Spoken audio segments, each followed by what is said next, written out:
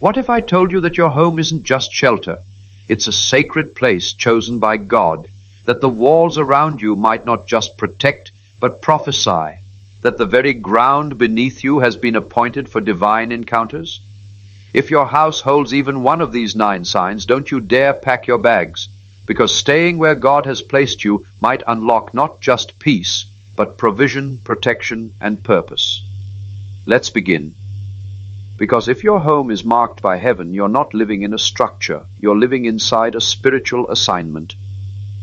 Sign 1, a supernatural peace rests in the air. Even when your world feels like it's crumbling, you cross your threshold, and suddenly stillness floods your soul. It's as if noise fades and chaos bows the moment you enter. That isn't coincidence. It's the presence of the Lord dwelling with you.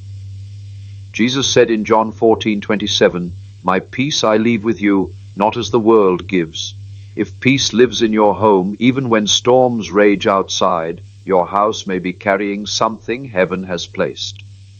Sign 2. Prayers get answered swiftly. Some homes become altars, not because of what you built, but because of what has been prayed over it. Maybe a relative wept and interceded in that room. Maybe scriptures have soaked the space for years, and now, every time you speak a need, breakthrough follows. Don't mistake this for coincidence. The heavens are open over certain places, and if your home is one of them, honor it, guard it. Sign 3. Guests say, "It feels peaceful here." Have friends or even unbelievers walked in and paused, saying, "It feels different in here"? They may not know what they're sensing, but it's real. That shift they feel isn't ambience, it's atmosphere. It's the Spirit of God resting in the rooms. When even the unspiritual recognize peace, it's a sign God is using your house as a refuge, not just for you, but for others too. Sign 4. You've experienced mysterious provision. You may not make more, but somehow there's always enough. Unexpected checks, timely job offers, groceries that stretch longer than they should. That's not budgeting, that's divine supply. In Deuteronomy 11:12, God described a land under his care, watered from heaven. If since moving in you've lacked nothing, your home may be under that same covering. Sign 5. Dreams and visions come more clearly. Pay attention to your nights. Have you been receiving divine direction while sleeping?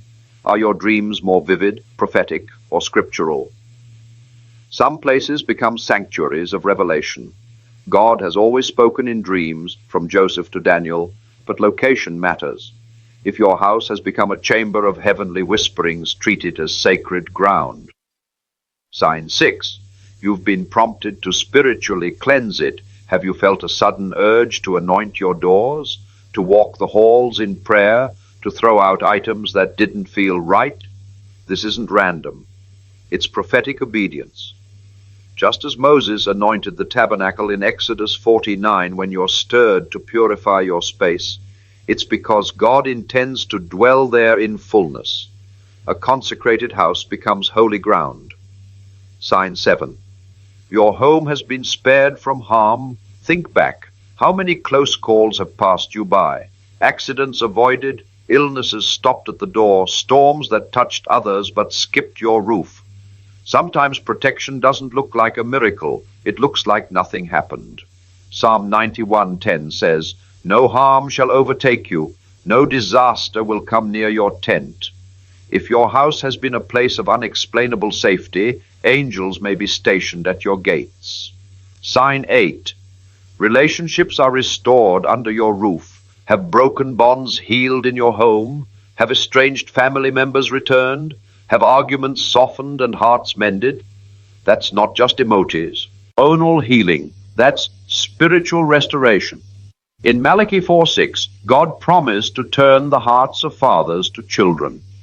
And that promise doesn't wait for a church building. It happens where God's Spirit is welcome. Your home might be a womb of reconciliation. Don't walk away from that. Sign 9. God has confirmed it in ways you can't ignore. This one is rare but unmistakable. Have you dreamed phrases like "stay planted"? Felt a holy hesitation every time you tried to move? Maybe a friend said something prophetic without knowing. Maybe doors slammed shut every time you tried to leave. These aren't delays. They're divine redirections. When heaven highlights a home, it's because he intends to do more than protect you. He intends to plant you. So what do you do now? If even one of these signs sounds familiar, pause. But if several resonate, then know this: your home isn't just where you live, it's where God intends to move. Here's what to do. Take oil. Anoint your doors and windows. Speak scripture aloud in every room. Play worship. Invite His Spirit in daily. Remove anything that opens spiritual doors to darkness. Protect the peace. Guard the presence. And above all, stay faithful where you've been planted. Don't trade a holy place for a prettier one. Don't chase bigger if it costs you His presence.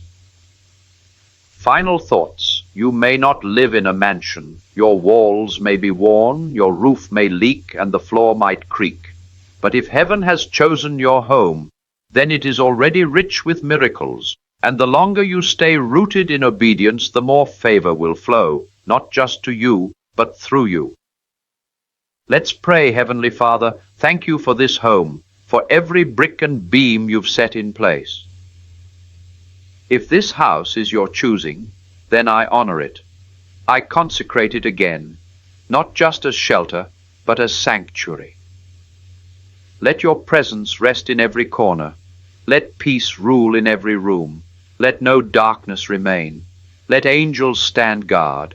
Let this house become a house of prayer, a place of healing, and a platform for your glory. I declare it now: this home is yours, this ground is holy, and I will stay rooted until you say move. In Jesus' name, amen.